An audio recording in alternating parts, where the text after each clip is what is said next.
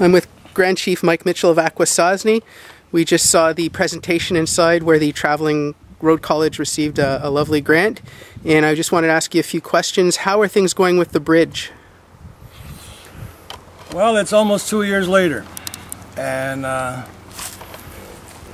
for most of that time we haven't really had any opportunity to negotiate a solution. So right now the temporary port stays in Cornwall. I'm aware that Canada is trying to negotiate something more permanent over at the U.S. Customs, next to the U.S. Customs immigration. The hardship for Akwesasne has been the duty to report, which takes everybody to Cornwall, then come back. If you're from Snowy or any other part of Akwesasne, it'll take an hour, sometimes about that time before you can get on with your daily routine of wherever you have to go. You might be going to a lacrosse game or a hockey game. It's an accepted fact. It's not hasn't been easy.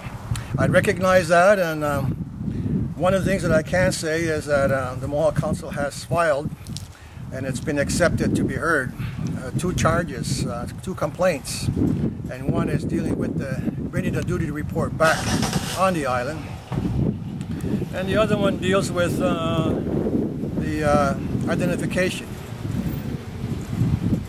You have CBSA demands that you only use the Indian Affairs status card for proper identification, when in reality they fail to take into consideration half of Akwesasne is situated on the American side, and the Tribal Council has their own form of identification, and so do the Haudenosaunee, the traditional side. They have their own identification, and this is something that they used to recognize when they were on the island. So there's been some discriminating practices, and I thought it was incumbent on us to try to tackle that part and see if we can resolve it. Now, what about the economic impact to Akwesasne with these issues still on the table?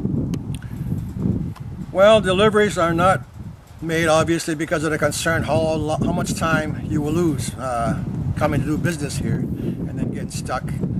I have been on the road a lot, talking to various levels of government, both Ontario as well as Quebec and the federal government, and we're trying to address that particular area, and something will be announced in the near future in that particular area.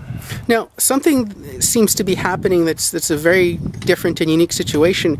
In this federal election, there are individuals from Akwesasne residents, who are becoming active in the current federal election coming up in this riding.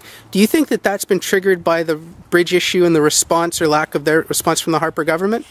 I certainly think so. You know, everybody feels they have something to say about it one way or the other. We're interested observers. Again, we'll comment on it as it develops. But yes, could this issue have been resolved any other way? Sure. But it is what it is, you know, and we just swing with the way it goes. All right. Thank you very much, Grand Chief.